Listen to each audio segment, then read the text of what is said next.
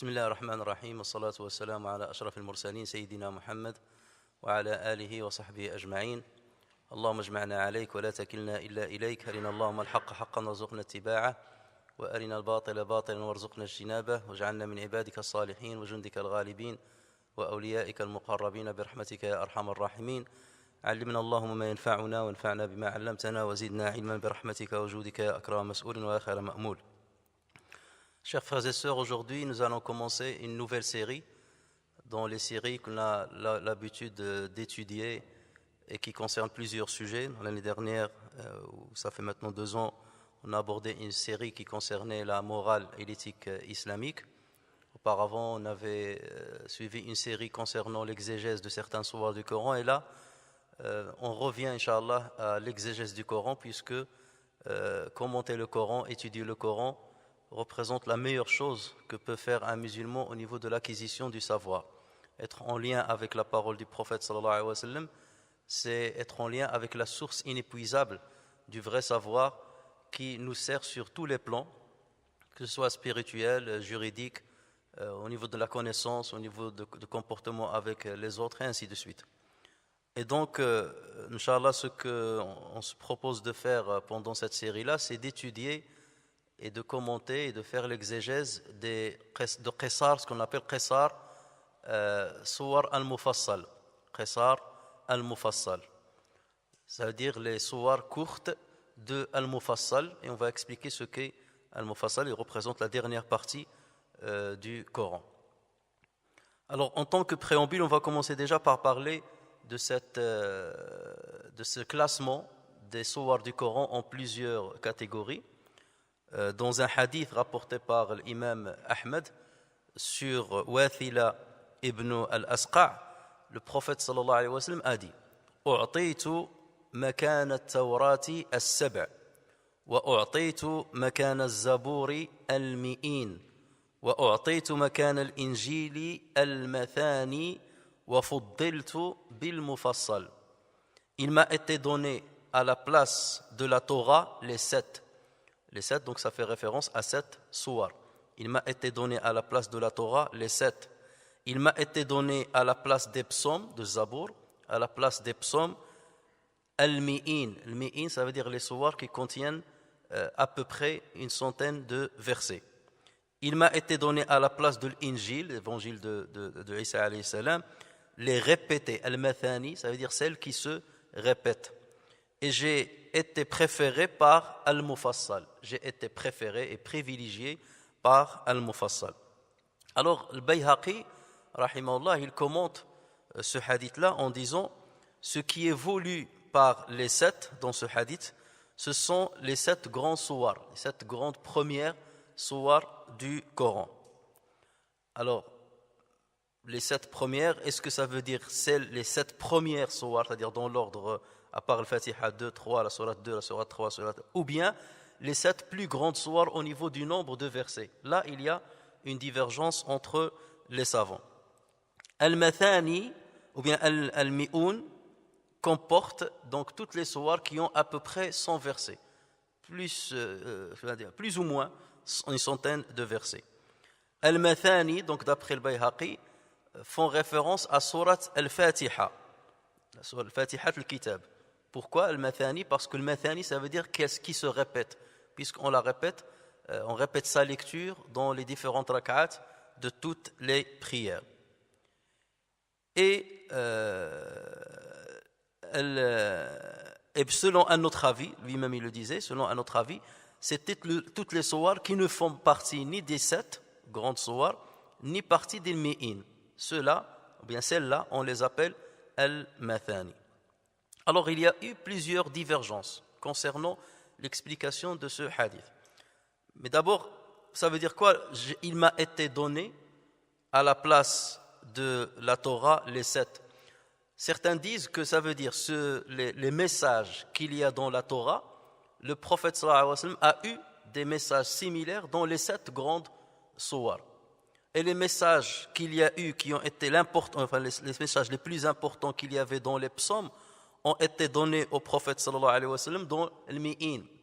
Et les messages qui ont été donnés à Isa alayhi salam dans l'Injil ont été donnés au prophète sallallahu alayhi wa sallam dans les suwar al-mathani, soit dans le Fatiha ou bien les autres suwar.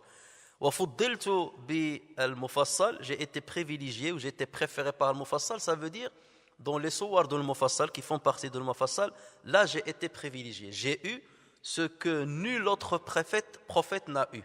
Ce Coran-là se distingue sur plusieurs choses par rapport aux autres livres, mais là où il s'y distingue le plus, au niveau de son message, au niveau du récit, au niveau de tout ce que vous pouvez imaginer, c'est au niveau de la partie de Al-Mufassal.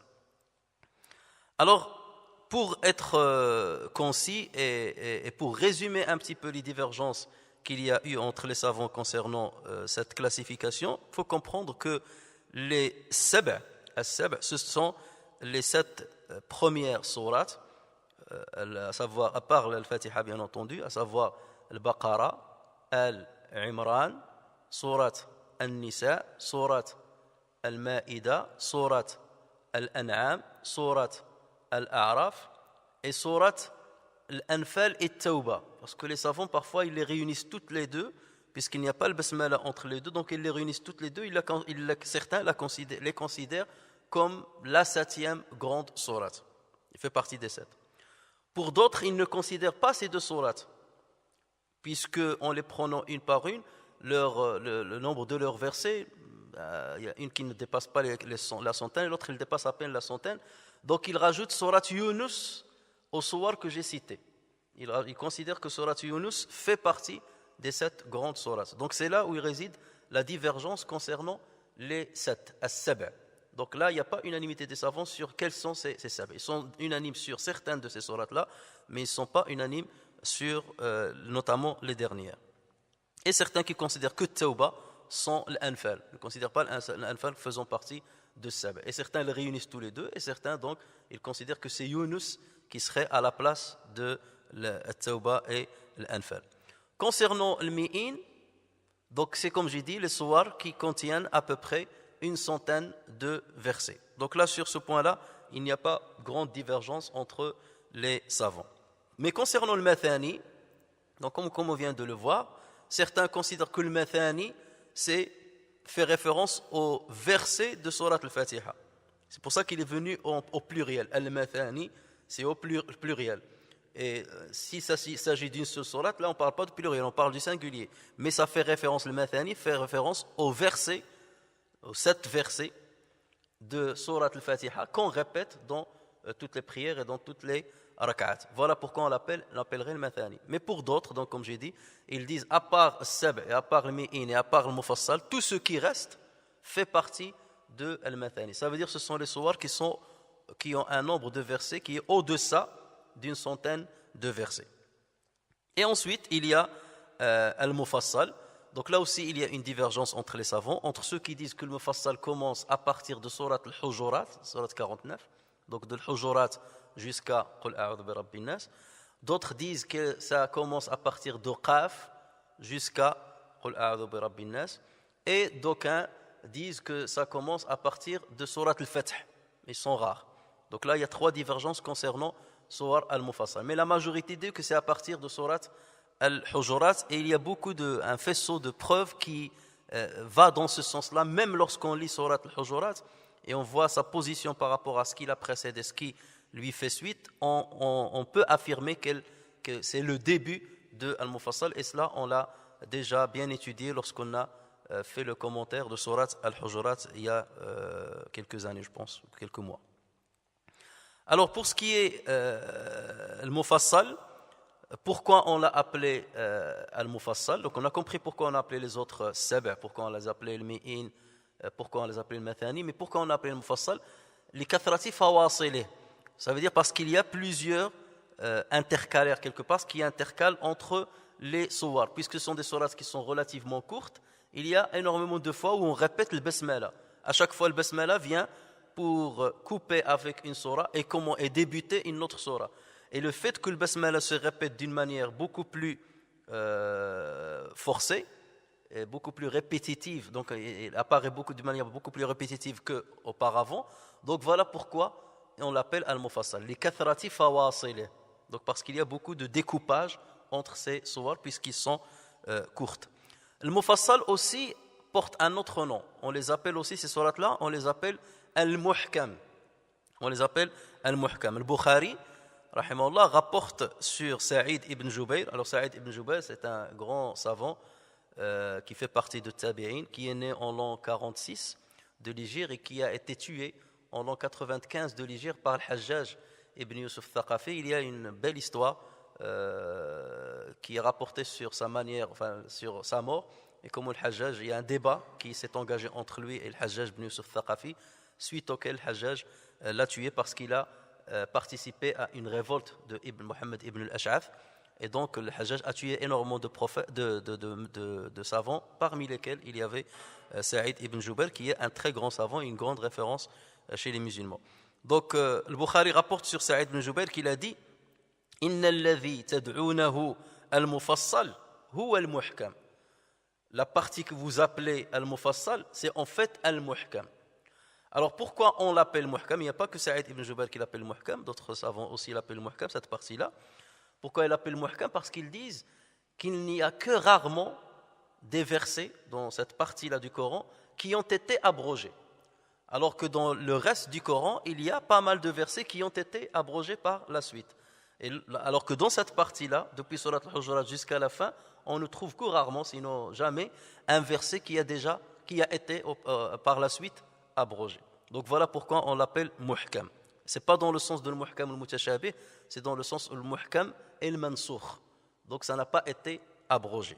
Voilà, donc ça c'est une autre appellation de cette partie du Coran.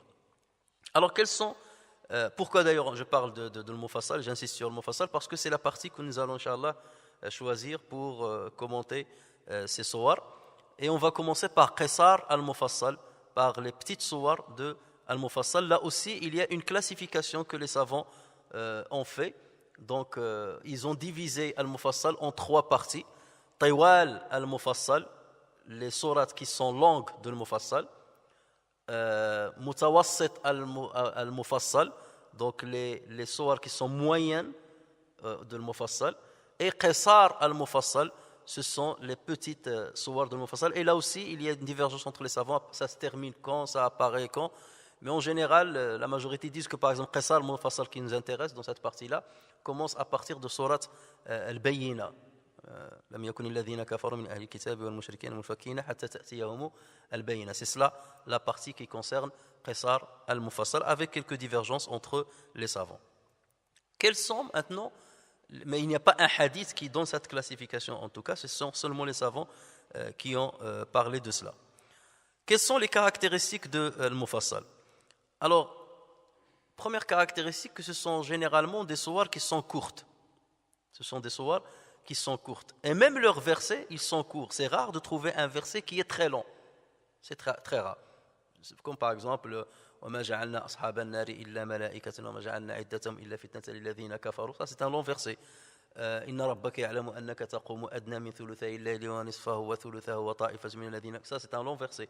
Mais généralement, les versets, ils sont très courts. Et les sourates elles-mêmes aussi, elles sont relativement courtes par rapport à ce qui les précède. Donc, à partir de là, la majorité des musulmans les apprennent par cœur. Et surtout Qisar al-Mufassal, là, même les enfants les connaissent par cœur. Donc là, c'est un privilège, puisqu'ils sont faciles à mémoriser. Il n'y a pas énormément de versets, les versets sont courts, et donc ça facilite leur mémorisation. Donc ce sont des sourates qui sont connus par tout le monde. La deuxième caractéristique, c'est que le prophète sallallahu alayhi wa sallam lisait dans les prières canoniques généralement de al-Mufassal.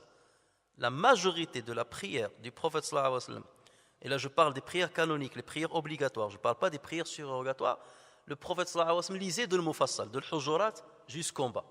C'est rare que le prophète sallallahu alayhi wa sallam lit à partir des grandes sourates ou une grande sourate. Il ne le faisait que généralement que lorsqu'il accomplissait des prières surérogatoires, et notamment les prières nocturnes surérogatoires. Mais dans les prières canoniques, la majorité des fois, il y a des exceptions bien entendu, il y a des hadiths qui le précisent, mais la majorité des fois, le prophète sallallahu alayhi wa sallam lit al-Mufassal. Donc ainsi, par exemple, dans la prière qui est la plus longue au niveau de la récitation du Coran, c'est la prière de Subh. Donc là, le prophète sallallahu alayhi wa sallam lisait généralement Tiwal al-Mufassal. les sourates qui sont longues de Al-Mufassal, Hujurat, Qaf, donc c'est Najm. Ce sont ces sourates-là que lisait le prophète sallallahu alayhi wa sallam généralement lors de la prière de As-Subh, et parfois il les divisait en 2 rak'at, ça veut dire il prenait une sourate et il la divisait en 2 rak'at, mais généralement le prophète sallallahu alayhi wa sallam terminait sourate. C'est pour ça que les savants, les jurisconsultes disent qu'il est mustahab de lire des sourates entières, de ne pas les découper, puisque le sens reste que complet. Et parfois, certaines personnes qui ne maîtrisent pas le Coran et la connaissance du Coran, ils risquent de s'arrêter à un endroit où il ne faut pas s'arrêter parce que le sens n'est pas terminé. Et en général, la sourate, depuis son début jusqu'à la fin, envoie un message complet. Donc, lorsqu'on la découpe, donc il y a forcément quelque chose qui va manquer dans sa compréhension ou dans le message qu'elle veut transmettre. Donc, le prophète sallallahu alayhi wa sallam lisait de Tawal al-Mufassal aussi bien dans la prière de Subh que dans la prière de Dhuhr. Donc là où le prophète sallallahu alayhi wa sallam lisait longtemps aussi, c'est la prière de Dhuhr. Donc si on voit par rapport à la longueur de l'accomplissement de la prière, celle qui est la plus longue, c'était As-Subh. Celle qui se rapproche d'elle, au même niveau qu'elle, ou un tout petit peu moins qu'elle, c'est la prière de Dhuhr. D'accord ? Ensuite vient la prière de Al-Isha. Et là, le prophète sallallahu alayhi wa sallam, il lisait avec les sourates moyennes de Al-Mufassal. Et là, on le retrouve dans un hadith, notamment lorsque le prophète sallallahu alayhi wa sallam a entendu parler de Mu'adh ibn Jabal qui dirigeait la prière avec Banu Auf, et il a allongé la prière au point qu'une fois, quelqu'un s'est révolté, il a quitté la prière et il est venu se plaindre au prophète sallallahu alayhi wa sallam. Le prophète sallallahu alayhi wa sallam a réprimandé Mu'adh et il lui a dit Fattanun anta ya Mu'adh, ou Fattanun anta ya Mu'adh, tu es en train de semer la discorde, Mu'adh. Lorsque l'un de vous dirige la prière, qu'il sache qu'il y a derrière lui des personnes âgées, des femmes qui ont des enfants, des gens qui ont du travail. Donc lisez wa shamsi wa duhaha, lisez sabbih isma rabbika al-a'la. Donc il a cité quelques wa duha, je crois. Donc le prophète sallallahu alayhi wa sallam a cité 3 ou 4 exemples qui font partie des sourates moyennes de Al-Mufassal. Donc c'est ce qui est privilégié à lire lors de la prière de l'Isha. Donc vous voyez bien que la prière de l'Isha, c'est une prière qui est moyenne au niveau de sa longueur. Ensuite, donc il y a la prière de l'Asr et de l'Maghrib notamment, où on lit Qisar, en général Qisar Al-Mufassal, on lit les petites sourates. Donc dans l'ordre d'allongement, donc la prière de l'Isha avec la prière de Dhuhr, ensuite la prière de l'Isha, la prière de Subh avec Dhuhr, ensuite la prière de l'Isha, ensuite la prière de l'Asr et enfin la prière de l'Maghrib qui en général on lisait le Qisar al-Mufassal. Ceci dit, on a beaucoup de hadiths qui montrent que le prophète sallallahu alayhi wa sallam faisait des exceptions. Parfois il lisait des longues sourates là où il a l'habitude de lire des petites sourates, et parfois il lisait des petites sourates là où il a l'habitude de lire des longues sourates. Et donc c'est ce qui montre que la règle n'est pas immuable. De temps en temps, il faut changer. Et d'ailleurs, on rapporte que Marwan ibn al-Hakam, là c'était le premier roi un des premiers rois des Umayyads, il avait l'habitude lors de la prière de l'Maghrib de ne lire que Qisar as-Suwar, exceptionnellement Qisar as-Suwar. Et il fut repris un jour par Zayd ibn Thabit, radiyallahu anhu, qui lui dit pourquoi lis-tu toujours les petites sourates de Al-Mufassal? Pourquoi lis-tu toujours les petites sourates de Al-Mufassal alors que j'ai vu le prophète sallallahu alayhi wa sallam lire avec la langue des deux langues? Il dit ما لك تقرأ في المغرب بقصار المفصل وقد رأيت رسول الله صلى الله عليه وسلم يقرأ بطول الطوليين, de la langue des deux langues. Ça veut dire quoi la langue des deux langues? Ça veut dire les deux plus longues sourates du Coran. C'est quoi? C'est lesquelles? Ce sont lesquelles? Surat al-Baqarah et ensuite? Non. Surat al-A'raf. Donc c'était au niveau du nombre de versets, c'est Surat al-A'raf qui vient après.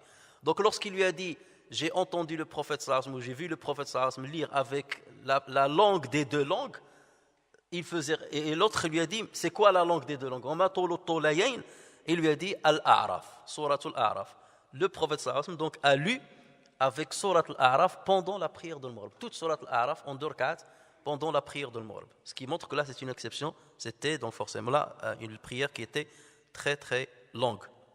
Et c'est un hadith qui a été rapporté par Abu Daoud, Tirmidhi, An-Nasa'i et Ibn Majah lorsqu'on cite ces quatre-là, on dit Ashabus Sunan. Lorsque vous entendez dans un livre de hadith Ashabus Sunan, les rapporteurs de Sunan, des livres de Sunan, ça fait toujours référence à ces quatre. Abu Daoud, At-Tirmidhi, An-Nasa'i et Ibn Majah. Lorsque vous entendez Rawahu Sitta, ça a été rapporté par les six, vous rajoutez à ces quatre-là Al-Bukhari et Muslim. Si vous entendez les quatre, Rawahu Al-Arba', vous êtes sûr que c'est ces quatre-là. Alors, bien entendu, donc, le Baqara, c'est la plus longue sourate au niveau du nombre de versets. Il y a 286 versets. Vient après l'Araf, qui compte 206 versets.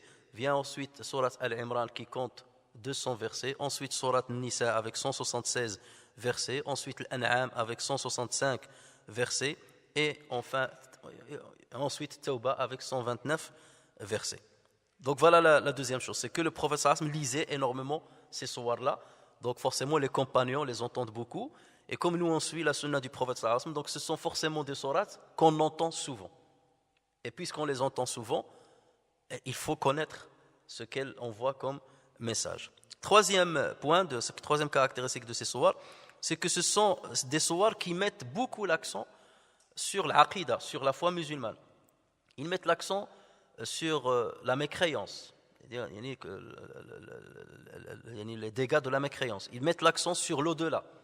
Ils mettent l'accent aussi sur les récits des communautés qui nous ont précédés, mais d'une manière courte. Ils ne s'étalent pas forcément longuement sur le récit. Ils résument les versets. Regardez par exemple le récit de Moussa alayhi salam avec Pharaon, ça sera l'objet de Jumu'ah prochain. Il y a une vingtaine de fois où ce récit a été cité dans le Coran, 19 exactement, 19 fois. Lorsque vous allez dans le Qisar, Allah Azza wa Jal, et c'est là où on voit l'éloquence du Coran et la grandeur, et le miracle coranique au niveau rhétorique, il l'a raccourci en peu. وَفِي مُوسَى إِذْ أَرْسَلْنَاهُ إِلَى فِرْعَوْنَ بِسُلْطَانٍ مُبِينٍ فَتَوَلَّى بِرُكْنِهِ وَقَالَ سَاحِرٌ أَوْ مَجْنُونٌ فَأَخَذْنَاهُ وَجُنُودَهُ فَنَبَذْنَاهُمْ فِي الْيَمِّ وَهُوَ مُلِيمٌ. En 3 versets, il a raccourci toute l'histoire de Moïse, le principal, en 3 versets. Alors que dans d'autres sourates, vous allez trouver le verset, là c'est en accordéon, qui va s'étaler et on va voir d'autres détails. Donc là, ça doit attirer notre attention, ce genre de récit. Donc elle résume un petit peu ce qui est étalé dans les grandes sourates. Donc là aussi, c'est une spécificité de ces sourates. Et c'est rare, dans ces sourates-là, de l'Mufassal, de trouver des décrets qui ont un rapport avec le droit islamique. L'umur al-fiqhiyya, on ne la trouve pas généralement dans Qisar Suwar, on la trouve dans les langues Suwar. Même si parfois ça existe, par exemple Talaq, Surat Talaq, on trouve des décrets relatifs à Talaq et tout ça. Donc ça existe, mais c'est rare. Ce n'est pas pareil que s'agissant des langues Suwar. Alors pour toutes ces raisons-là réunies, il convient aux musulmans de maîtriser le message de ces Suwar, de connaître l'exégèse de ce Suwar et de le connaître dans les moindres détails. Pourquoi dans les moindres détails? Parce que c'est ce qui va nous donner le khushu' pendant la prière. À chaque fois que tu vas faire la prière, tu vas te rappeler peut-être d'un point qui concerne cette sourate-là, et on va voir par exemple avec sourate Nas, bien que c'est une sourate qui est courte, vous allez voir les trésors qu'il y a dans cette sourate-là, les secrets qu'il y a dans cette sourate, les sujets qui se rapportent à cette sourate. Et à chaque fois que vous faites la prière, vous entendez cette sourate, vous allez être interpellé par un sujet, et donc votre esprit va un petit peu vaguer et va un petit peu voyager dans un détail important, et au lieu de penser au supermarché, au lieu de penser au commerce, au lieu de penser à la vie mondaine, vous allez penser à un sujet relatif au commentaire de cette sourate-là, un détail relatif à cette sourate-là, et à chaque fois vous allez l'appréhender d'une certaine manière. Une fois vous allez rentrer dans ce détail, une fois vous allez vous rappeler de l'autre détail, une troisième fois de l'autre détail. Donc jamais vous n'allez vous lasser de répéter la sourate. Parce qu'il y a beaucoup qui croient que parce qu'on va répéter une sourate, donc on va se lasser. Non. Lorsqu'on connaît les détails relatifs à cette sourate-là, lorsqu'on connaît les commentaires des savants concernant cette sourate, pourquoi il a été descendu, dans quelles circonstances il a été descendu, pourquoi l'intitulé a été choisi de cette manière-là, quels sont les événements qui sont liés à cette sourate-là, quelles sont les divergences des savants concernant l'explication de tel verset, les sujets qui se rapportent à tel sujet. Donc ça vous donne une richesse, un bagage intellectuel qui va forcément mobiliser votre esprit et votre méditation pendant l'écoute ou la récitation de cette sourate. Alors commençons maintenant dans le vif du sujet et commençons par sourate Nas. Donc on va commencer par sourate Nas, la dernière, et on va remonter au fur et à mesure vers les autres sourates. Donc sourate Nas, c'est la 114e sourate du Coran, la dernière dans l'ordre des sourates coraniques. Et vous savez très bien que l'ordre des sourates, c'est un ordre qui a été établi par Allah Azza wa Jal, par le biais de Jibril alayhi salam. Autrement dit, c'est le prophète sallallahu alayhi wa sallam qui a reçu l'ordre de Dieu par le biais de la révélation de choisir cette succession de sourates, cet ordre de sourates à peu de choses près. Il y a certains sourates sur lesquels il y a des divergences entre les savants, et ça on l'a cité dans le séminaire qu'on a fait sur l'histoire des lectures coraniques. Donc il y a des divergences sur certains sourates, mais le nombre de ces sourates-là peut être compté par les doigts d'une main.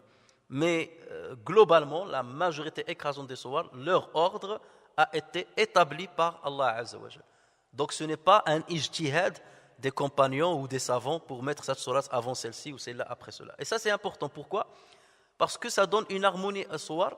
Et vous allez voir qu'au fur et à mesure qu'on va avancer dans l'exégèse des sourates, vous allez voir qu'il y a toujours un lien entre une sourate et celle qui la précède et celle qui lui fait suite. Au point que les savants disent, les sourates du Coran sont comme une chaîne avec des mailles. Et chaque maille est liée à celle qui lui fait suite et celle qui la précède. Au point qu'on a l'impression que toutes les sourates du Coran ne font qu'une seule. Et que toutes les sourates du Coran ne font qu'un verset. Et que tous les versets du Coran ne font qu'un mot. Et il y a une logique. Il y a une logique dans cette succession-là. Et c'est ce qu'on va essayer de découvrir, ce qui prouve justement que ce n'est pas possible. Ce n'est pas du tout possible que ce soit un être humain qui ait forgé ce Coran-là, qui aurait pensé à tous les détails que nous allons voir au fur et à mesure, et les détails qu'on ne connaît pas d'ailleurs et qu'on découvrira peut-être plus tard. Donc tous ces détails-là, c'est impossible qu'un être humain ait pensé à tous ces détails-là pour forger un texte comme celui du Coran en 23 ans. Ce n'est pas possible, c'est inhumain, ce n'est pas possible. Ça prouve encore une fois que c'est un Coran qui a été révélé par Allah Azza wa Jal. Mais concernant cette sourate, il y a unanimité des savants qu'elle est la dernière sourate du Coran, à part un récit, un récit qui a été rapporté sur Abdullah ibn Mas'ud, qui aurait considéré que sourate An-Nas et sourate Al-Falaq ne font pas partie du Coran. D'accord ? Et on reviendra sur cet élément-là pour voir est-ce que c'est vrai, est-ce que c'est pas vrai, pourquoi, comment on peut expliquer cela. Ça, on le verra plus tard. La prochaine fois, Inch'Allah, peut-être. Alors maintenant, le contexte de la révélation. Pour certains savants, cette sourate, cette soura, si on veut parler bien arabe, au lieu de dire sourate, ça on a pris, parfois je le dis, mais normalement il faut dire cette soura, et lorsqu'on parle au pluriel, c'est souar, au lieu de dire cette sourate ou c'est sourate, cette soura et c'est souar. Et lorsqu'on parle de deux, cette souratain, si on veut utiliser l'arabe. Donc cette soura, ainsi que celle qui la précède, à savoir sourate al-Falaq, sont deux sourates ou souratain mécoises. Ça veut dire qu'ils ont été révélés à la Mecque. C'est ce que confirment plusieurs exégètes, comme Al-Wahidi, comme As-Sam'ani, comme Ibn Atiyya, comme Ibn Juzay al-Kalbi, comme Abu Hayyan, comme Abu Hayyan al-Andalusi, et comme Tahir ibn Ashur, rahimahumullah. Tahir ibn Ashur, c'est parmi les contemporains, un Tunisien qui est mort il n'y a pas très très longtemps. D'autres exégètes, par contre, considèrent que ce sont deux sourates médinoises qui ont été révélées à Médine. Et c'est le cas de Samarqandi, c'est le cas de Tha'labi, de Abu Amr ad-Dani, qui fait partie des grands référents. Abu Amr ad-Dani fait partie des grands référents au niveau des lectures coraniques. C'est le cas de Tabari, c'est le cas de Al-Baghawi et de Ibn Kathir. Donc ceux-là, ils considèrent que ce sont deux sourates qui sont médinoises. D'autres exégètes ont rapporté les deux avis, c'est-à-dire ils ont dit, certains ont dit qu'elles sont mécoises, d'autres ont dit qu'elles sont médinoises, mais ils n'ont pas tranché, ils n'ont pas donné leur propre avis. Ils ont cité la divergence qu'il y avait sans pour autant donner leur propre avis. Alors concernant le premier avis qui dit que ce sont des sourates qui sont mécoises, pourquoi ils ont dit cela ? Parce que ça a été rapporté sur soit des compagnons, soit des tabi'in. Donc ça a été rapporté sur Abdullah ibn Abbas, qu'il avait dit qu'il est mécoise. Ça a été rapporté sur Qatada, sur Al-Hassan. Lorsqu'on dit Al-Hassan, ça fait automatiquement référence à Al-Hassan al-Basri. Ça a été rapporté sur Ikrima, ça a été rapporté sur Ata. Tout ceci sont des grands exégètes du Coran. Ça a été rapporté, et ce sont des élèves de tous, pratiquement de Abdullah ibn Abbas. Ça a été rapporté par Jabir ibn Zayd, par Ali ibn Abi Talha, et par Ad-Dahhak et par As-Suddi. Concernant le deuxième avis qui dit qu'ils sont médinoises, ça a été aussi rapporté sur Ibn Abbas, dans une version sur Qatada et sur Ata. Donc sur ces trois-là, on a rapporté les deux avis qu'ils ont une fois dit. On a rapporté, donc après il faut voir celui qui a rapporté cela, est-ce qu'il a dit vrai ou est-ce qu'il a vraiment entendu cela ou pas. Mais en tout cas, que ce soit Ibn Abbas, Qatada et Ata, on a rapporté les deux avis sur eux. Ça a été rapporté sur Ibn Zubayr, donc Abdullah ibn Zubayr, qui est un petit compagnon. Ça a été rapporté sur Mujahid, qui est un élève de Abdullah ibn Abbas, un grand exégète du Coran, et sur Sufyan ibn Uyayna, qui est un grand jurisconsulte et une grande référence en islam. Donc ce sont ces référents-là sur lesquels on s'est basé pour dire que c'est une surah qui est médinoise. Alors vous allez dire, oui, pourquoi ces détails-là, médinoise, mécoise, c'est très important. Pourquoi ? Parce que pour savoir quelle est la raison de la révélation, sabab al-nuzul, donc tout dépend, est-ce elle a été descendue à la Mecque ou elle est descendue à Médine. Et chacun va essayer de rapporter un faisceau de preuves pour réconforter son avis. Alors, ce qui réconforte l'avis qu'elle soit médinoise.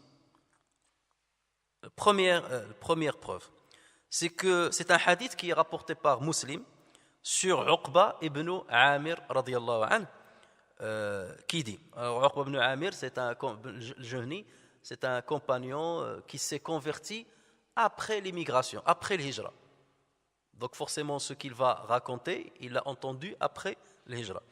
Donc il dit, le prophète sallallahu alayhi wa sallam m'a dit, alam tara ayatin unzilati laylata lam yura mithluhun.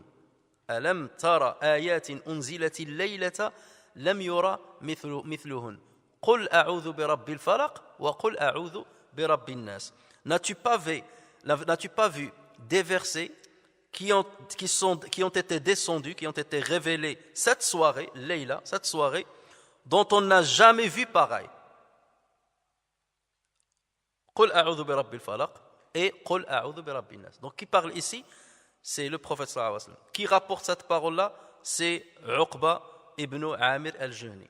Or, ce compagnon, comme je viens de dire, a embrassé l'islam à Médine. Et là, il a dit, le prophète sallallahu alayhi wa sallam m'a dit, alam tara ayatin unzilati layla. Donc il lui parlait sur le champ. Layla, donc le jour où il lui parlait. Donc forcément, il ne lui a parlé qu'à Médine. Parce que c'est là où il s'est converti à l'islam. D'accord ? Et comme il lui a dit Layla, ça veut dire que c'était le jour-là, ça veut dire que c'était à Médine. L'autre chose, certains peuvent dire oui, mais peut-être qu'ils ont été révélés deux fois. Jibril les aurait révélés une première fois et une deuxième fois. Peut-être on peut aussi comprendre comme ça. Mais lorsque le prophète sallallahu alayhi wa sallam a dit Lam yura mithluhunna qat, on n'a jamais vu pareil, ça veut dire que c'est la première fois qu'ils ont été révélés. S'ils étaient révélés déjà auparavant aussi, et que c'était une répétition, dans ce cas, il n'aurait pas dit Lam yura mithlahunna qat. Dans ce cas, pourquoi il aurait fait cette exclamation si ça a été révélé à la Mecque? D'accord? Donc ceci prouve que ça a été bel et bien révélé à Médine et non pas à la Mecque. Deuxième preuve, c'est ce que rapporte Tirmidhi, Ibn Majah et An-Nasa'i sur Abu Sa'id al-Khudri radiyallahu anhu. Alors, que dit-il? Il dit كان رسول الله صلى الله عليه وسلم يتعوذ من الجان ومن عين الإنسان حتى نزلت المعوذتان فلما نزلتا أخذ بهما وترك ما سواهما. Donc il dit, le prophète sallallahu alayhi wa sallam avait l'habitude de demander protection contre le djinn et le mauvais œil de l'humain, ومن عين الإنسان, et contre le mauvais œil de l'être humain, jusqu'à ce que les mu'awwidhatayn, les deux sourates protectrices, ça veut dire Qul a'udhu bi rabbil falaq et Qul a'udhu bi rabbin nas, jusqu'à ce que le mu'awwidhatayn, jusqu'à ce que les deux sourates protectrices furent révélées. C'est alors qu'il les a prises et a délaissé le reste. Alors ça, c'est la version de At-Tirmidhi. La version de Nasa'i, il a dit yata'awwadhu min 'ayni al-insani wa 'ayni al-jan. Il demandait protection du mauvais œil du djinn et du mauvais œil de l'ins, de l'être humain, et du mauvais œil de l'djinn. Dans l'autre, il ne parle pas du mauvais œil de djinn. Ça aussi, c'est important, parce que certains disent comment un djinn peut toucher avec le mauvais œil. Il n'y a que les êtres humains qui touchent avec le mauvais œil. Mais la version, donc comme je dis, de An-Nasa'i, il parle du mauvais œil du djinn et le mauvais œil de l'ins. Et ce petit détail-là est important. Alors, les rapporteurs de ce hadith, d'abord, font partie des hommes authentifiés par Al-Bukhari et Muslim. On dit min rijal as-sahihayn. Min rijal as-sahihayn. Ils font partie des hommes qui sont authentifiés par Al-Bukhari et Muslim. Donc le hadith là donc, est authentique. Et d'ailleurs, l'Albani l'a authentifié. En suivant la chaîne de transmission, donc il l'a authentifié. Donc on ne peut pas douter de cela. Or, Abu Sa'id al-Khudri radiyallahu anhu fait partie des jeunes compagnons. Des jeunes compagnons. C'est un Ansarite, fait partie de l'Ansar. Donc, il n'a connu l'islam que lorsque le prophète sallallahu alayhi wa sallam est venu à Médine. Et lorsque le prophète sallallahu alayhi wa sallam est venu à Médine, Abu Sa'id al-Khudri était jeune, faisait partie des très jeunes. Donc là, lorsqu'il a dit, le prophète sallallahu alayhi wa sallam, voici ce qu'il faisait. Il demandait protection du mauvais œil de l'être humain et de l'djinn jusqu'à ce que les deux soient révélés. Donc ça veut dire qu'il a parlé en étant conscient lorsqu'il a dit cela. Donc forcément, lorsqu'il a dit jusqu'à ce que les deux soient révélés, ça veut dire que ça s'est arrivé à Médine. Mais on peut toujours rétorquer et dire que peut-être que lui, il a reçu l'information d'un autre compagnon, d'accord, qui aurait dit que le prophète sallallahu alayhi wa sallam demandait protection lorsqu'il était à la Mecque. Demandait protection sans ces deux soirs. Et lorsqu'ils ont été révélés à la Mecque, il a délaissé sa manière de demander protection et il s'est contenté d'utiliser le mu'awwidhatayn. Donc on peut toujours, ça c'est pas une preuve très, parce qu'il n'a pas dit le prophète m'a dit ou quelque chose comme ça. Il a dit le prophète sallallahu alayhi wa sallam avait l'habitude de demander protection contre le mauvais œil et contre le djinn jusqu'à ce que ces deux soirs soient révélés. Donc ça ne prouve pas qu'ils ont été révélés à Médine. Il peut avoir rapporté ce récit-là sur ce qu'il aurait entendu d'autres prophètes. Et les savants disent إذا دخل الاحتمال سقط الاستدلال. Lorsque le doute entre dans une preuve, c'est-à-dire oui, ça peut être comme ça ou comme ça, la preuve tombe. إذا دخل الاحتمال سقط الاستدلال. Ce n'est plus une preuve. Donc ceux qui rapportent cette preuve-là n'est pas très forte. En revanche, il y a une preuve encore plus forte, la troisième. C'est ce qu'a rapporte le Bukhari, Muslim, et d'autres d'ailleurs, sur Urwa ibn Zubayr, sur Aïcha, Urwa ibn Zubayr, c'était le neveu de Aïcha, donc il était souvent avec elle, et il a rapporté énormément de hadiths sur elle. Donc, que dit Aïcha radiyallahu anha? Elle dit Sahara Rasulallah sallallahu alayhi wa sallam rajulun min bani Zurayq يقال له لبيد بن الأعصم حتى كان رسول الله صلى الله عليه وسلم يخيل إليه أنه يفعل الشيء وما فعله. Donc que dit Aïcha radiyallahu anha? Elle disait le messager de Dieu sallallahu alayhi wa sallam a été ensorcelé par un homme de Banu Zurayq, de la tribu de Banu Zurayq, appelé, donc il se nommait Labid ibn al-A'sam. Labid ibn al-A'sam. Au point que le prophète sallallahu alayhi wa sallam imaginait avoir fait certaines choses alors qu'il ne les a jamais fait. Au point que le prophète sallallahu alayhi wa sallam imaginait avoir fait certaines choses alors qu'il ne les a pas faites.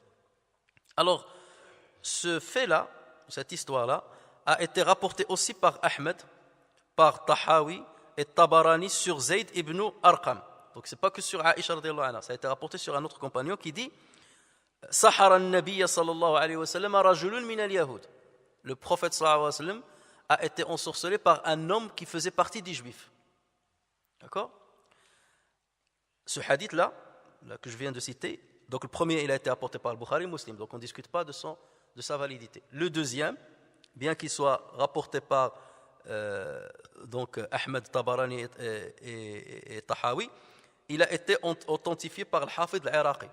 Et c'est une grande référence aussi dans l'authentification de hadith. Donc il a été authentifié par le Hafid al-Iraqi, il a été authentifié plus tard par l'Albani rahimahumullah. Et il a dit à son propos, l'Albani a dit à son propos, il est authentique selon les critères de Muslim. Sahihun ala shart Muslim. Il est authentique selon les critères de Muslim. Ça veut dire que ce hadith-là respecte toutes les conditions énumérées par Muslim pour considérer un hadith comme authentique. Sauf que Muslim ne l'a pas rapporté. D'accord ? Et là, au niveau du degré de l'authentification, de la validité, ça c'est un degré qui vient juste après l'authentification de Bukhari et Muslim, les deux en même temps, l'authentification de Bukhari, l'authentification sans Muslim, l'authentification de Muslim sans le Bukhari, l'authentification de quelqu'un d'autre selon les critères des deux, l'authentification de quelqu'un d'autre selon les critères de Bukhari, et ensuite l'authentification de quelqu'un d'autre selon les critères de Muslim. Donc là, c'est le cas ici, ça se présente ici, sur ce hadith-là. Tout ceci fait partie des hadiths qui sont authentiques. Il y a six classifications des hadiths valides, authentiques. Alors, certains se sont demandé, il y a une contradiction apparente entre ces deux hadiths. Le hadith de Aïcha, qu'est-ce qu'il dit? Il dit, le prophète sallallahu alayhi wa sallam a été ensorcelé par un homme de Banu Zoraq. Ou Banu Zoraq, ceux-là, ils font partie de la tribu de l'Khazraj. Ça veut dire qu'ils font partie de l'Ansar. Donc là, il faut faire attention. Donc ils font partie de l'Ansar. Et le hadith, là, le deuxième qu'on a cité, qui a été rapporté par Zayd ibn Arqam, il dit que le prophète sallallahu alayhi wa sallam a été ensorcelé par un homme qui fait partie des Juifs. Et on parle, et en fait, d'un seul fait. Alors comment se fait-il que Aïcha, une fois, il dit c'est Banu Zoraq qui l'a ensorcelé, et l'autre compagnon dit qu'il a été ensorcelé par quelqu'un qui fait partie des Juifs. Donc on a dans l'apparence une contradiction entre les hadiths. Mais on trouve une version qui va concilier entre les deux hadiths, et cette version a été rapportée par Al-Bukhari et Muslim. Et dans cette version, Aïcha radiyallahu anha a dit Sahara Rasulallah sallallahu alayhi wa sallam Yahoudiyun min Yahoudi Bani Zoraq. Le prophète sallallahu alayhi wa sallam a été ensorcelé par un juif qui fait partie des juifs de Banu Zoraq. Et là, donc on risquait de dire, mais c'est Banu Zoraq, ils font partie de l'Khazraj, ce ne sont pas des juifs. Et là, Aïcha, il dit, il a été ensorcelé par un juif qui fait partie des juifs de Banu Zoraq. Comment concilier entre ces deux hadiths? Alors, comme j'ai dit, Banu Zoraq sont des Ansarites, dont la majorité a embrassé l'islam. D'ailleurs, il y a même des récits qui disent qu'ils avaient une mosquée qui leur était propre, une mosquée dans leur quartier. On retrouve ceci dans un hadith rapporté par Al-Bukhari. C'est là où parfois, et c'est ce qui est bien dans le tafsir, dans l'exégèse, c'est qu'on sort parfois du sujet, et là on trouve ce qu'on appelle nukat ilmiya, donc des apports scientifiques qui, bien entendu, enrichissent notre connaissance. Donc dans un hadith rapporté par Al-Bukhari sur Abdullah ibn Omar, le prophète sallallahu alayhi wa sallam sabaqa bayna al-khayl allati lam tudmir. سابق الرسول صلى الله عليه وسلم بين الخيل التي لم تضمر بين ثنية الوداع إلى مسجد بني زريق. Le prophète sallallahu alayhi wa sallam a fait courir الخيل, donc il a fait courir les chevaux. التي لم تضمر, ça veut dire التي لم تتسمن, les chevaux qui ne sont pas engraissés, qui ont encore leurs muscles, qui ne se sont pas beaucoup engraissés, parce que parfois on engraissait les chevaux jusqu'à ce qu'ils deviennent gros, et ensuite on leur mettait une période de jeûne pour qu'ils perdent un peu la graisse, et ensuite ils deviennent forts. Mais là, dans le hadith là, Ibn Omar il dit, le prophète sallallahu alayhi wa sallam a fait courir des chevaux qui ne se sont pas engraissés, depuis Thaniyat al-Wada' jusqu'à la mosquée de Banu Zoraq. Donc là on cite que Banu Zoraq, donc ils avaient une mosquée. Donc c'était des musulmans, la majorité s'est convertie à l'islam. Alors Thaniyat al-Wada', ça vous rappelle quoi ça? Tala al-Badru alayna. Lorsque vous chantez Tala al-Badru alayna, min thaniyati al-wada'. Pourquoi, c'est quoi thaniyat al-wada'? Ça, c'est un endroit qui se trouve juste à la sortie de Médine. Et pourquoi on l'appelle thaniyat al-wada'? Al-wada', ça veut dire quoi? Al-wada', c'est les adieux. En fait, lorsque quelqu'un voulait voyager, les siens sortaient avec lui, ils allaient avec lui jusqu'à ce qu'il quitte la ville. Ça, c'était une habitude chez les Arabes. Supposons maintenant quelqu'un, le Hajj, je ne sais pas qui, Hajj Yasser par exemple, veut partir au bled, les siens, c'est-à-dire sa famille, vont partir avec lui, vont le suivre en même temps dans sa voiture, jusqu'à ce qu'il arrive par exemple à Toul, et après ils font demi-tour. Voilà, eux ils font demi-tour, bien sûr, lui il dort à Toul, avant de continuer peut-être. Donc ça on le faisait même pour ceux qui allaient accomplir la guerre. Le jihad fisabilillah, le prophète sallallahu alayhi wa sallam, lorsqu'il ne prenait pas parti avec l'armée, il sortait avec eux, donc c'était une sunna. Et parfois aussi les gens qui viennent du voyage, lorsqu'on les respecte, on va les attendre à l'extérieur de la ville.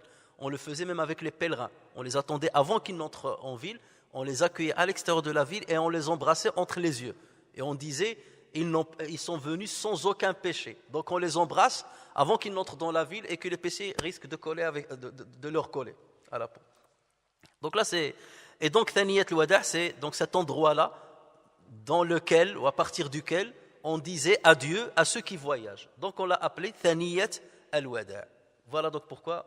Et c'est pour ça que ce qu'on a rapporté sur les Ansar qui ont accueilli le prophète, même s'il y a des divergences sur l'authenticité de cette chanson-là, de ce nashid-là, Tala al-Badru alayna min thaniyati al-wada'. C'est-à-dire le Badr, c'est la lune complète, est apparu à l'endroit de Thaniyat al-Wada' parce que c'est à l'extérieur de la ville. Et eux, ils l'attendaient à cet endroit-là pour qu'il vienne de sa hijra. Donc là, voilà, je ferme la parenthèse. Donc, Banu Zurayq, comme on l'a dit, sont des Ansarites et ils se sont convertis à l'islam. Donc, comment comprendre qu'il y aurait un juif qui fait partie des juifs de Banu Zurayq? Alors, ça, on le comprendra à partir d'un hadith qui a été rapporté sur Abdullah ibn Abbas, qui dit كانت المرأة تكون مقلاة فتجعل على نفسها إن عاش لها ولد أن تهوده. Les Arabes de Aws al-Khazraj, ils avaient une habitude, c'est que lorsque une de leurs femmes était miqlatan, le miqlat, ça c'est un mot qui vient de l'qalat, et l'qalatu huwa al-halak. Ça veut dire que miqlat, c'est une femme qui perdait toujours ses enfants. À chaque fois qu'elle donne naissance à un enfant, il meurt. Donc on dit c'est une femme miqlat, qui perd ses enfants. Donc lorsque une femme était miqlat, elle perdait toujours ses enfants, qu'est-ce qu'elle faisait? Elle s'engageait à rendre son fils, son enfant juif, si jamais il vit. Il dit, si mon enfant, je fais une promesse devant Dieu, si jamais mon enfant survit, je vais le rendre juif. Parce qu'eux, ils considéraient que le judaïsme était une religion noble. Et eux, ils étaient polythéistes. Donc, vu la noblesse de cette religion-là, ils disaient, voilà, nos enfants, s'il vit, je vais le rendre juif pour qu'Allah Azza wa Jal le protège et qu'il lui donne une longue vie. Ça, c'était une tradition chez les Arabes de Médine, avant, bien entendu, que l'islam, c'est l'Ansar de Médine, l'Aws al-Khazraj, avant que l'islam n'arrive. فَتَجْعَلُ عَلَى نَفْسِهَا إِنْ عَاشَ لَهَا وَلَدٌ أَنْ تُهَوِّدَهُ فَلَمَّا أُجْلِيَتْ بَنُو النَّضِيرِ عَنِ الْمَدِينَةِ كَانَ فِيهِمْ مِنْ أَبْنَاءِ الْأَنصار. Lorsque le prophète sallallahu alayhi wa sallam a expulsé, a chassé la tribu de Banu Nadir, et Banu Nadir c'était des juifs, ils voulaient tuer le prophète sallallahu alayhi wa sallam, donc le prophète sallallahu alayhi wa sallam, donc la punition qu'il leur a faite, c'est qu'il les a expulsés de Médine.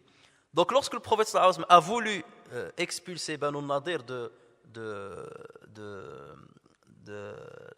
Médine, les Ansar, qu'est-ce qu'ils ont dit? Ils ont dit, il y a nos enfants qui sont avec eux.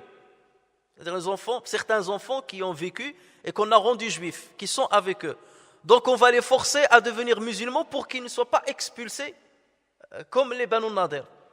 Et là, Allah Azza wa Jalla a révélé une partie de sourate de Ayat al-Kursi. La ikraha fi ad-din, qad tabayyana ar-rushdu min al-ghayy. Point de contrainte en la religion, la droiture s'est distinguée de l'égarement. Donc cette phrase-là a été révélée dans ce contexte-là. c'est qu'Allah Azza wa Jal leur a dit, vous n'avez pas le droit de contraindre vos enfants à devenir musulmans. Au moins, ils voulaient contraindre leurs enfants, ils étaient encore jeunes, à devenir musulmans pour qu'ils soient protégés et qu'ils ne soient pas expulsés avec les juifs. Et là, Allah Azza wa Jal leur a dit, pas de contrainte en la religion. Donc c'est Hada Sabab Nuzul Ayat al-Kursi, une partie du mois de Ayat al-Kursi. La ikraha fi ddin. Et donc là, le prophète sallallahu alayhi wa sallam, il leur a dit, laissez-leur le choix. Laissez à ces enfants ou à ces jeunes, qui sont devenus adultes peut-être, laissez-leur le choix. S'ils choisissent d'être parmi les juifs, ils seront considérés comme eux. Et s'ils choisissent d'être parmi vous, ils seront considérés comme vous. Ça veut dire qu'ils resteront, et s'ils choisissent de rester juifs, donc dans ce cas, ils seront expulsés autant que les autres. قال رسول الله صلى الله عليه وسلم خيروا أصحابكم فإن اختاروكم فهم منكم وإن اختاروهم فهم منهم. Et c'est un hadith qui a été rapporté par Abu Daoud, le Bayhaqi wa Ibn Hibban. Donc ça veut dire quoi? Ça veut dire que Labid ibn al-A'sam, lui à l'origine, il fait partie de Banu Zurayq. Il fait partie de Banu Zurayq. Il fait partie de l'Khazraj. Et lorsqu'il était enfant, parce qu'il a vécu, sa mère l'a converti à l'islam. Et au judaïsme. Et lorsqu'on le convertissait au judaïsme, on le donnait, on le confiait à une mère juive qui l'allaitait pour qu'il devienne véritablement juif. Parce qu'on ne peut être juif que par la mère. Donc les Arabes de l'époque de Médine, ils donnaient l'enfant à une juive qui l'allaite et ils lui disent voilà, il est ton fils de lait et dans ce cas-là, il peut être juif. Et donc Labid ibn al-A'sam est devenu juif de cette manière-là. Et c'est comme ça qu'on comprend donc la divergence entre les deux versions, entre les deux récits. Le récit où Aïcha, d'ailleurs il a dit les deux, où il a dit le prophète sallallahu alayhi wa sallam a été ensorcelé par un homme de Banu Zurayq. Donc il s'appelle Labid ibn al-A'sam, donc il n'a pas menti. Et lorsqu'il a dit celui qui a dit il fut ensorcelé par un juif parmi les juifs, il n'a pas menti, parce que cet enfant-là est devenu juif. D'accord? Et il y a une autre version, ce qui réconforte cette thèse, c'est qu'il y a une autre version, comme j'ai dit, qui est authentique, où Aïcha radhiyallahu anha, il a dit un homme parmi les juifs de Banu Zurayq, parce qu'il y a une partie d'eux qui sont restés juifs suite à cette tradition qui était répandue chez les Arabes de l'époque. Alors le hadith là, il a été rapporté par Abu Daoud ainsi que par le Bayhaqi et Ibn Hibban avec des versions qui sont similaires.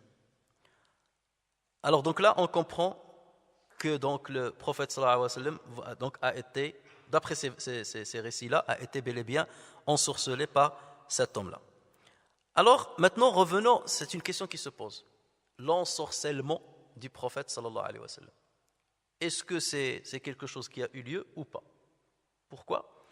Parce que les savants qui disent que la sourate là est mécoise et n'est pas médinoise, ils réfutent ce récit-là. Ils disent ce récit-là, c'est pas possible que le prophète sallallahu alayhi wa sallam ait été ensorcelé. Et les deux sourates là de Nas et de Falaq sont des sourates mécoises, ils ont été révélés à la Mecque. Cette histoire-là n'existe pas. Quelque part, ils récusent des hadiths qui sont authentiques, qui ont été validés par des grands savants. D'accord? Donc vous voyez pourquoi on parle de ces détails-là. Parce qu'on rentre là-dedans. Et ceux qui ont pris ces hadiths-là, et qui ont considéré qu'ils sont valides et authentiques, donc ils ont dit, la surat al-Mu'awwidha, surat Qul a'udhu bi rabbil falaq et surat Qul a'udhu bi rabbin nas ont été révélés à Médine. Pourquoi? Le Bukhari et Muslim rapportent sur Aïcha radhiyallahu anha qu'il a dit le messager sallallahu alayhi wa sallam a été ensorcelé. Donc là, on va citer un hadith qui est détaillé. A été ensorcelé au point qu'il lui semblait, là il donne des détails. Dans une version, il a dit il lui semblait avoir fait certaines choses alors qu'il ne les a pas faites. Et dans le hadith là, فَكَانَ يَتَخَيَّلُ أَنَّهُ يَأْتِي نِسَاءَهُ وَلَمْ يَأْتِيهِنْ. Il imaginait qu'il a eu un rapport sexuel avec ses femmes alors qu'il ne l'a pas eu. Donc c'est ça, là il explique, ça veut dire quoi? Il faisait certaines choses alors qu'il croyait avoir fait certaines choses alors qu'il ne les a pas faites. Donc il pensait avoir eu un rapport avec sa femme, donc qu'est-ce qu'il va faire lorsqu'il croit qu'il a eu déjà un rapport avec elle? Il va faire le ghusl, il va faire ses grandes ablutions. Et c'est après qu'ils vont lui dire pourquoi tu fais tes grandes ablutions? Parce que j'ai eu un rapport avec toi. Elle va lui dire non, tu n'as pas eu un rapport avec moi. D'accord? Donc il le mettait au courant que ça n'a pas été fait. Donc là, il expliquait, au point qu'il semblait ou bien qu'il pensait avoir un rapport sexuel avec ses épouses alors que ce n'était pas le cas. Un jour, après avoir longtemps invoqué Dieu, il me dit: sais-tu que Dieu m'a inspiré ce qui me donnera la guérison? Allah Azza wa Jal m'a inspiré une chose qui va me donner la guérison. Et après, il lui a expliqué, il lui a dit: deux hommes sont venus chez moi. Le premier s'est assis auprès de ma tête. Le deuxième à mes pieds, s'est assis à mes pieds. L'un dit à l'autre: de quoi se plaint cet homme? Donc les deux hommes-là ont commencé à parler. Ça peut être des anges, ça peut être un rêve que le prophète sallallahu alayhi wa sallam a voulu faire voir au prophète sallallahu alayhi wa sallam pour lui inspirer ce qui va suivre. Donc il lui a dit: de quoi se plaint cet homme-là? L'autre lui a répondu: innahu matboub. Matboub, ça veut dire ensorcelé. L'autre lui a dit: wa man tabbah. Ça veut dire qui l'a ensorcelé? L'autre a répondu: Labid ibn al-A'sam, l'homme qu'on a cité. Labid ibn al-A'sam. L'autre lui a dit: fi madha, et sur quoi? Ça veut dire comment il lui a fait cette sorcellerie. Le second répondit: fi mushtin wa mushaqatin, et dans une version mushatatin, fi mushtin wa mushaqatin wa juffi tal'atin dhakar, wa juffi tal'atin dhakar. Donc il lui dit sur un pénis, c'est ça ce qu'on appelle le musht. Le musht, donc c'est le pénis. Sur un pénis et quelques poils qui s'y trouvent, et quelques poils, c'est ce qu'on appelle le mushaqa. Le mushaqa ou bien le mushata. Le mushaqa ou le mushata, c'est les poils qui tombent lorsqu'on passe le pénis. Lorsque vous passez votre pénis, il y a toujours des poils qui tombent. Les poils là, on l'appelle al-mushaqa ou bien al-mushata. Regardez la précision de la lettre arabe. Ça c'est rare de trouver dans une autre langue. Donc ça veut dire que c'est des poils qui sont tombés des cheveux du prophète sallallahu alayhi wa sallam, qui ont été utilisés avec un pénis. Donc il a dit sur un pénis et quelques poils qui se trouvent wa juffi tal'atin dhakar, qui se trouvent dans une enveloppe. Juf, c'est l'enveloppe. Wa juffi tal'atin. Alors tal'a wa tal'in mandoud. Tal'a, c'est quoi tal'a? Tal'a, c'est lorsque vous voyez le palmier, avant que les dattes ne deviennent dattes, il y a une, je ne sais pas comment on appelle ça en français, mais une ébauche qui sort, ce qu'on appelle donc l'aspate, avec un THE à la fin, l'aspate. Et c'est elle qui, lorsqu'il va être pollinisé, il y a l'aspate dans le palmier mâle, et il y a l'aspate de palmier féminin, femelle. Et donc, il y a des étamines, et là, il y a des stigmates. Donc, il y a du pollen qui va venir de l'aspate du palmier mâle, qui vont venir se positionner sur les stigmates de l'aspate du palmier femelle. Et après, donc, ça va bourgeonner, ça va s'ouvrir, et chaque stigmate donc, va se transformer, l'œuf qui va se former dans chaque stigmate va donner les dattes.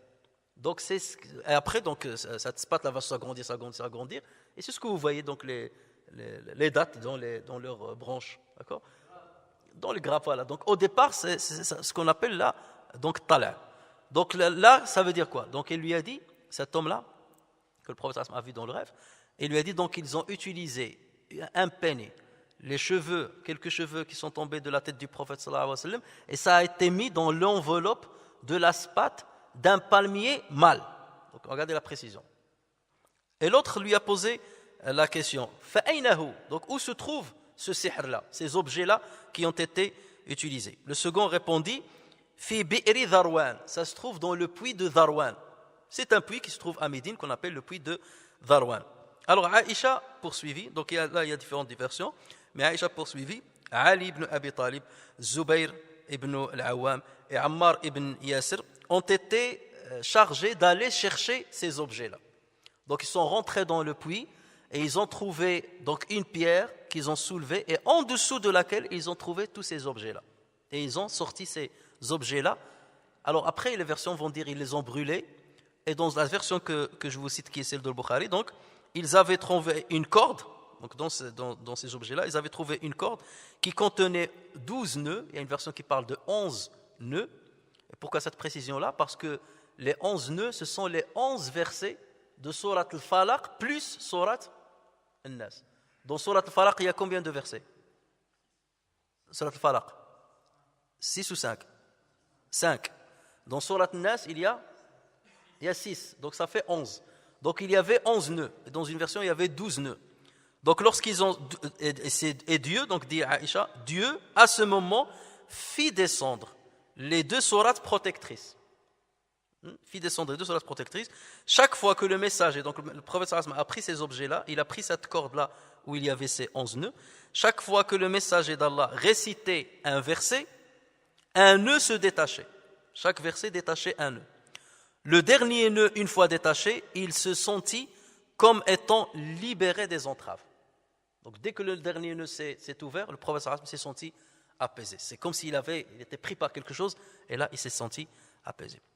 Et c'est là, dans une version, donc il dit, Jibril, alayhi salam, lui fit une invocation de guérison, ce qu'on appelle Ruqya. Ruqya, c'est une invocation de guérison. Certains la traduisent par l'exorcisme, mais ce n'est pas la bonne traduction. Sauf si on l'utilise dans le sens métaphorique. Ça veut dire exorciser une maladie, la faire sortir, pas forcément le djinn. C'est pas forcément le djinn. Mais en général, lorsqu'on utilise ça, on va s'étaler là-dessus les prochaines fois, lorsqu'on fait sihr, forcément, il y a intervention de djinn dedans. Donc là, même le terme exorciser, on peut l'utiliser, mais là, on va utiliser le ruqya. Donc, raqahu Jibril alayhi salam. Donc, Jibril est venu au prophète sallallahu alayhi wa sallam, il lui a dit, Bismillahi arqiq, min kulli shay'in yu'dhik, min sharri kulli nafsin, aw ayni hasidin, Allahu yashfik. Bismillahi arqiq. Donc, Jibril alayhi salam lui dit, au nom de Dieu, Orqiq, ça veut dire je fais une invocation pour ta guérison, contre toute chose qui te nuit, contre tout jaloux et tout mauvais œil. On demanda, donc le prophète sallallahu alayhi wa sallam, donc il a guéri, et on demanda au prophète sallallahu alayhi wa sallam, ô messager d'Allah, pourquoi ne saisis-tu pas cet homme, ça veut dire Labid ibn al-Asam, pourquoi ne saisis-tu pas cet homme-là ignoble pour l'exécuter? Et le prophète sallallahu alayhi wa sallam de dire, Amma ana faqad shafani Allahu wa karihtu an uthira ala an-nasi sharra. Me concernant, Allah Azza wa Jal m'a guéri et je répugne que le fait de tuer cet homme-là soit la cause d'une animosité contre les hommes. Donc je ne vais pas faire une fitna, je le laisse vivre, je le laisse vivant pour ne pas me faire une fitna parce que c'était un hypocrite qui se faisait passer pour des musulmans, que ça va créer une fitna. Et le prophète sallallahu alayhi wa sallam n'a pas voulu. Regardez aussi le qiyas, comment le prophète sallallahu alayhi wa sallam mesurait entre les 2 mots, lorsqu'il y a 2 mots. Il y a le fait de tuer un homme qui a fait sihr, et on sait très bien qu'en islam, normalement, sihr, on le tue. La sanction qu'on lui fait, c'est on le tue. Mais parce que le prophète sallallahu alayhi wa sallam avait peur que ça provoque une fitna entre les musulmans ou entre sa tribu et les musulmans, donc le prophète sallallahu alayhi wa sallam il a dit, maintenant puisqu'Allah Azza wa Jalla m'a guéri, donc je vais lui laisser la vie, je ne veux pas causer une fitna entre les gens. Donc ce hadith apporté par avec plusieurs versions qui sont proches et authentiques d'ailleurs, prouve que les 2 sourates protectrices furent révélées à Médine et non à la Mecque.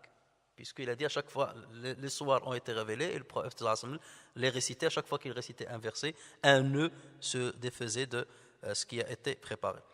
Néanmoins, comme j'ai dit, certains récusent l'idée selon laquelle le prophète sallallahu alayhi wa sallam ait subi un ensorcellement. Pourquoi ces gens-là ils disent non, le prophète sallallahu alayhi wa sallam n'a pas subi d'ensorcellement. Et je vais détailler ça la prochaine fois, Inch'Allah. Mais parce que pour eux, ça ne colle pas. C'est inimaginable que le prophète sallallahu alayhi wa sallam ait perdu toutes ses capacités intellectuelles suite à un ensorcellement, alors qu'il a la mission d'être prophète. Alors qu'Allah Azza wa Jal dit Wallahu ya'simuka minan nas. Dieu te protège des gens, du mal des gens. Et comment cet homme-là l'est touché. Donc ils prennent un faisceau aussi de preuves, que je ne vais pas détailler maintenant puisque le temps ne me permet pas, mais ils ont un faisceau de preuves sur lesquels ils se basent pour dire non, le prophète sallallahu alayhi wa sallam n'a pas été ensorcelé. Mais la conséquence de ce dire-là, ou de cet avis-là, c'est qu'on récuse des hadiths qui sont authentiques. Et ça, c'est grave. Des hadiths qui ont été rapportés par le Bukhari et par Muslim, entre autres. Donc là, ça devient très grave. Donc, comment les autres savants répondent à ceux qui ont cet avis-là, et qui sont ces savants-là qui ont cet avis-là? Ils ne sont pas peu nombreux, ils sont nombreux, et ce ne sont pas des moindres, c'est parfois des grands savants qui ont une grande renommée. Et comment répondre à ces savants-là, et qui a plus raison que l'autre? C'est ce qu'on va laisser, Inch'Allah, pour la prochaine séance بإذن الله عز وجل. نفعني الله وإياكم بالقرآن الكريم وبحديث سيد الأولين والآخرين وغفر الله لي ولكم ولسائر المسلمين. سبحانك اللهم وبحمدك نشهد أن لا إله إلا أنت نستغفرك ونتوب إليك. سبحان ربك رب العزة عما يصفون وسلام على المرسلين والحمد لله رب العالمين.